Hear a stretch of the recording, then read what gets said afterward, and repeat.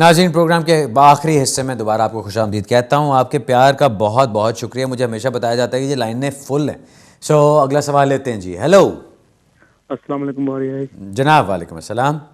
अच्छा बुहारी भाई, मेरा सवाल इस तरह है कि मैं तकरीबन जैसे 10 साल से रह रहा हूँ इंग्लैंड के अंदर। हाँ। और मैंने यूरोपियन लड़की से इस्लामी शादी की हुई है, ठीक है ना। हम्म। और 2 साल पहले मैंने शादी रजिस्टर करने गया और मुझे उन्होंने अरेस्ट कर लिया, एलिगेशन ऑफ शॉम मैरिज है। ओके। और फिर हम कोर्ट के अंदर गए, उधर से हमारा रिफ्यूज हो गया, ठीक है ना। ठीक है। तो क्योंकि जज ने हमारे बयान ठीक नहीं थे। हाँ। और फिर हमने फ्रेश एप्लीकेशन की और उस फ्रेश एप्लीकेशन के दौरान मेरी वाइफ जो है ना प्रेग्नेंट हो गई थी, ठीक है। हम्म। और अभी मेरी हेयरिंग है तकरीबन 2-3 दिन के बाद दोबारा, ठीक। क्योंकि होम ऑफिस ने रिफ्यूज कर दिया था। उन्होंने बोला था कि आपकी जो वेज स्लिप है ना, ये काम की सेल्फ एम्प्लॉयड कारी थी वो, जी। उन्होंने वो सही जो है ना उसका कोई पेपर गलत लगाया है। और ठीक। दूसरा उन्होंने बोला था कि ये जो बच्चा बोर्न हो रहा है इसका मतलब ये नहीं है कि आपकी रिलेशन जैन हो रहा है, ठीक जी। है। और मेरी हेयरिंग अभी तकरीबन 2 दिन बाद आ रही है, 2 दिन के बाद मेरी हेयरिंग है। जी। मुझे ये पूछना है कि वो किस तरह के मतलब मुझसे सवाल पूछेंगे, मुझे क्या अभी उनको क्या बताना पड़ेगा। मैंने डीएनए रिपोर्ट भी दे दी उनको, सब कुछ, वो जो उन्होंने टैक्स रिटर्न के पेपर मांगे थे वो भी दे दिए हैं। और अच्छा। मेरी वाइफ जो है किसी के लिए काम भी कर रही है अभी, वो उसको पे स्लिप नहीं मिली, वो अच्छा। तकरीबन मैं ठीक है। और दूसरा सवाल मेरा मेरे भाई के बारे में, उसको अच्छा, अभी दूसरा डिस्कशन लीव सवाल भी मिली है। अभी आपका ये जी सवाल प्लीज। काफ़ी नहीं है कि मुझसे कोर्ट में क्या क्या पूछा जाएगा, तो आपने दूसरा भी सवाल पूछना है। अच्छा, वो बताएं। एक छोटा सा मेरे भाई के लिए, हाँ हाँ। उसको डिस्कशन लीव मिली है उसकी 6 साल वाली, हाँ 3 3 साल हाँ। वाली, और उसकी इस साल पे एंड पे हो रही है। उसने शादी की हुई थी, वो ओवर पे था। और उसको, मुझे ये पूछना है उसको life in the UK test pass करना पड़ेगा। अच्छा, चलें ठीक है, मैं बताता हूँ जी। Thank you very much, thank you. Okay. दूसरा सवाल जो आपका है कि जी उसको life in the UK test करना पड़ेगा कि नहीं, ये मैंने अभी कुछ मिनट पहले जवाब इसका दिया कि उसको life in the UK test नहीं करना पड़ेगा, क्योंकि वो 6 ईयर्स डिस्क्रिशनरी लीव की बेस पे अप्लाई कर रहा होगा। अब सीधा मैं आपके पहले सवाल पे आ जाता हूँ। प्रोग्राम के शुरू में मैंने जो आज बात की वो मैंने यही बात की थी। अब आपकी 2-3 दिन के बाद हेयरिंग है। आपको अभी तक ये नहीं पता कि आपने क्या सवाल जवाब एक्सपेक्ट करने हैं। अब आप अगर कहें कि जी मैं यहाँ बैठ के आपको बताऊँ इसके बारे में, तो वो इम्पॉसिबल है जी, क्योंकि आपके केस को देख के, आपके स्टेटमेंट्स को देख के, आपके रिफ्यूज़ल लेटर को देख के, आपकी एप्लीकेशन को देख के, जज के पुराने डिसीजन को देख के हमने आगे चलना है। देवसीलन केस का नाम है जो ये कहता है कि कोई भी जज जब दूसरी दफ़ा कोई हेयरिंग करेगा या दूसरी दफ़ा कोई अपील सुनेगा, यानी आपकी दूसरी अपील है, जब वो अपील सुनेगा तो उसका स्टार्टिंग पॉइंट आपका पहला डिसीजन होगा। आपको जो मैं आपको एक समरी बता देता हूँ कि आपके केस में क्या होना चाहिए। ये मैं कहूँगा आपको कि कल जाके अपने वकील से मिलिए और उसके साथ बैठ के इन सारी चीज़ों की तैयारी करें। अगर वो नहीं करा सकता तो मेरे पास ले आइएगा, मेरे पास टाइम बुक कर लीजिएगा, तो मैं आपको तैयारी कराऊँ उसकी। इसमें करना क्या है, आपको अपना पुराना डिसीजन देखना है, जो जज का पुराना डिसीजन है कि कौन कौन से पॉइंट्स आपके खिलाफ गए, उनके सवालों के जवाब होने चाहिए। उसके बाद आपकी अभी की क्या सिचुएशन है, आपने इमिग्रेशन रूल्स के अंदर, जो यूरोपियन रेगुलेशंस के अंदर जो जो रिक्वायरमेंट्स हैं कानून की, उन सबको फुलफिल करना है। अपने रिफ्यूज़ल पॉइंट्स को आप देखते हैं, कई दफ़ा होता है कि बंदा देखता है कि यार मेरे तो केस में सिर्फ एक रिफ्यूज़ल पॉइंट है, बड़ी बात ही नहीं, इसके ऊपर जाके हम बात कर लेते हैं। आप जाते हैं उसकी तैयारी के साथ कि मैंने एक सवाल का जवाब देना है, एक रिफ्यूज़ल पॉइंट का जवाब देना है, जबकि जज के पास ये इख्तियार है कि वो आपसे कहे कि नहीं जी, मुझे आप तमाम जो रिक्वायरमेंट्स हैं इस एप्लीकेशन की, मुझे तमाम चीज़ों के ऊपर सेटिस्फाई करें, तो फिर आपको हर चीज़ का जवाब देना पड़ता है। ये चीज़ इसलिए ज़रूरी है कि आप समझें, क्योंकि अगर आप कोर्ट में जाते हैं और आपसे अचानक कुछ और चीज़ें पूछ ली जाती हैं जिसका आपको अंदाज़ा ही नहीं था, तो आप बिल्कुल घबरा जाते हैं ना वहाँ बैठ के कि आपको पता ही नहीं कि क्या जवाब देना है। आपके केस में एक शैम मैरिज की एलिगेशन आपके ऊपर पहले थी, अब आपका बच्चा होने वाला है, अब आपकी वाइफ काम भी कर रही हैं, सारा कुछ है, आपका रिलेशनशिप जेन्युइन है, सब कुछ ठीक है।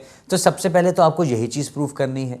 अब उसके लिए आप क्या क्या कर सकते हैं, आप फॉर एग्जांपल आप डीएनए की बात करते हैं, आप कोई और डॉक्टर्स के लेटर्स की बात करते हैं, वो तो सारा आपका ये बच्चे से रिलेटेड हो जाएगा। सिर्फ ये प्रूफ कर देना कि बच्चा आपका है, ये प्रूफ नहीं करता कि आपका रिलेशनशिप जेन्युइन है। उसके अंदर और भी बहुत सारी चीज़ें आती हैं।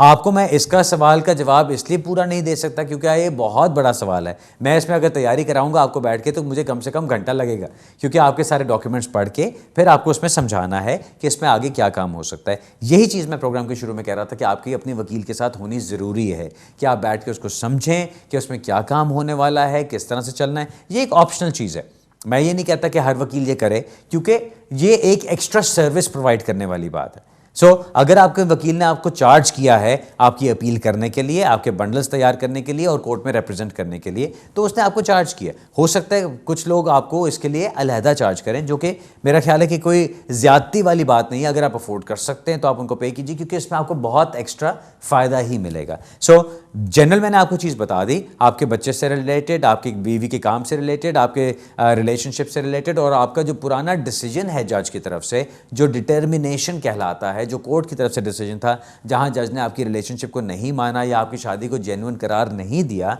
उससे मुतल्लिक आपको बहुत सवाल पूछे जाएंगे। आपको उन चीज़ों की तैयारी करके जाना होगा। ऑलराइट जी, best of luck with that. अगला सवाल लेते हैं जी। हेलो। सर वालेकुम सलाम। सर मेरा सवाल बेसिकली ये है कि मैं बेसिकली डिस्क्रिप्शन लीव पे हूँ, जो मुझे जनवरी में ग्रांट हुई थी। उससे पहले मैं स्पाउस वीजे पे था। तो बेसिकली मेरी वाइफ के साथ मेरा रिलेशनशिप ब्रेकअप हो गया, तो फिर मैंने अपने हमारे किड्स के बेसिस पे मैंने डिस्क्रिप्शन लीव ली। ठीक है। अब मुझे कंट्री में 10 इयर्स होने पे आ रहे हैं, तो मैं ILR अप्लाई कर सकता हूँ इस बेस पे? आपके 10 ईयर्स सारे लीगल गुजरे हैं अभी तक?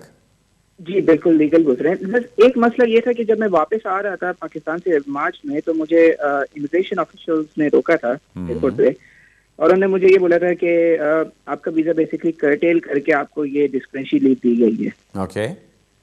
तो बस उसके बाद फिर उन्होंने मुझे जाने दिया था। तो अब मेरा बेसिकली सवाल ये है कि क्योंकि जब मेरा रिलेशनशिप ब्रेकअप हुआ था, तो मेरी वाइफ ने मुझे होम ऑफिस को कंप्लेन की थी, लेकिन मैंने उसी वक्त अपने पेपर्स डाल दिए थे बच्चे की बेसिस पे जी। तो अब इस बेस पे मैं ILR अप्लाई कर सकता हूँ 10 ईयर लीगल्स का, या मेरा ब्रेक हो गया बीच में? आपका ब्रेक सिर्फ तब होता है स्टेटस जब आपकी कर्टेलमेंट में और आपकी नेक्स्ट ग्रांट में बहुत ज़्यादा टाइम आ जाता है। क्या उसमें कोई टाइम था? मुझे तो कोई लेटर नहीं मिला कर्टेलमेंट का। सो आपने नई एप्लीकेशन अपनी डाल दी जब वाइफ ने आपकी होम ऑफिस को बता दिया कि हमारा रिलेशनशिप ब्रेक डाउन हो गया है, और आपने बच्चों की बेस पे नई एप्लीकेशन डाल दी? जी बच्चों की एप्लीकेशन पे बेस पे डाल दी थी, और मेरा एड्रेस तो डिफरेंट था। तो अब मुझे लेटर उन्होंने अगर भेजा हो तो, अगर पुराने एड्रेस पे, तो मुझे तो नहीं मिला। ओके। आपका वीज़ा कब तक का था जब वाइफ ने इन्फॉर्म किया? वीजा मेरा जनवरी तक ही था इस साल का, लेकिन मैंने वीजा खत्म होने से पहले मैंने एप्लीकेशन अक्टूबर में डाल दी थी, जो मुझे उन्हें जनवरी में ग्रांट कर दी थी। Okay fine. सो जनवरी की कौन सी डेट तक आपका वीजा लगा हुआ था ओरिजिनल? जनवरी की एंड तक था मेरा वीजा। और आपको जो वीजा मिला वो कब मिला? मुझे इन्हें तकरीबन फरवरी के फर्स्ट वीक में इन्हें मुझे वीजा भेजा था। ओके चलें ठीक है, मैं बताता हूँ जी। अब आपको ये चीज़ जो मुझे समझना था, जो मेरा ख्याल है मुझे क्लियर हो गया है, वो ये चीज़ है 10 इयर्स की बेस पे जब आप अप्लाई करते हैं तो आपका कंटिन्यूस लीगल रेजिडेंस होना ज़रूरी है। ये कंटिन्यूस और लीगल दोनों बहुत इंपॉर्टेंट पॉइंट्स हैं। लीगल का मतलब क्या होता है कि कहीं पे भी आपकी बीच में गैप नहीं आया, कहीं पे भी कोई ब्रेक नहीं आई है, which is more than 28 days. अगर 28 डेज या उससे कम का आपका गैप है, उसको डिसरिगार्ड किया जा सकता है, लेकिन उससे ज़्यादा का गैप है तो उसको डिसरिगार्ड नहीं किया जाता। That's number one thing. Continuous का मतलब क्या होता है कि अगेन वही गैप वाली बात कि कहीं पे भी आपका लीगल स्टेटस ख़त्म नहीं हुआ और थ्रू आउट ही चलता रहा है। अब आपने ये प्रूव करना है कि आपका सारा लीगल स्टेटस चलता आ रहा था, आपकी वाइफ के साथ वीज़ा लगा हुआ था, अक्टूबर में कहीं जाके उन्होंने इन्फॉर्म किया होम ऑफिस को कि जी हमारा रिलेशनशिप ब्रेक डाउन हो गया है, आपने फ़ौरन ही एप्लीकेशन डाल दी बच्चों की बेस पे और आपको उसके ऊपर वीज़ा ग्रांट कर दिया गया। नाउ अगर आपको कहीं पे कर्टेलमेंट लेटर नहीं आया तो इसका मतलब ये है कि आपकी वैलिड लीव चल रही थी और आपकी नई एप्लीकेशन करने की बेस पे उन्होंने उसको एक तरह से वेरी कर दिया, आपकी वो वेरिएशन कहलाएगी और उसकी बेस पे आपका लीगल स्टेटस अभी भी चल रहा है। सो अगर तो ये सिचुएशन है कि कहीं पे भी आपका बीच में गैप नहीं आया और थ्रू आउट आपका लीगल स्टेटस चल रहा है, देन ऑफ कोर्स आप कर सकते हैं 10 ईयर्स की बेस पे। अक्सर लोग 10 ईयर्स की बेस पे ये मिस्टेक करते हैं कि वो समझते हैं कि जी डिफरेंट कॉम्बिनेशंस के ऊपर आप नहीं जा सकते। आप जा सकते हैं। अक्सर लोग ये भी कहते हैं कि जी अगर आपने यूरोपियन के साथ टाइम गुजारा है तो वो आपके कॉम्बिनेशन के अंदर हिस्सा नहीं बनेगा। ये भी गलत है, क्योंकि जब आप किसी यूरोपियन नेशनल के साथ रह रहे होते हैं, आपकी वाइफ है या आपके कोई पार्टनर की वजह से या आपकी कोई फैमिली मेम्बर की वजह से, अगर वो भी सारा टाइम गुजरा, प्रोवाइडेड यू कैन प्रूव कि उस सारे टाइम में आप क्वालिफाई करते रहे अपने राइट के लिए, आप उसको भी इस्तेमाल कर सकते हैं। अब फॉर एग्जांपल बात क्या है, आपने 8 साल एज ए स्टूडेंट गुजारे, फिर आपको स्पाउस वीज़ा वो डिपेंडेंट वीज़ा मिल गया as a European national dependent जो अगले 5 साल का था।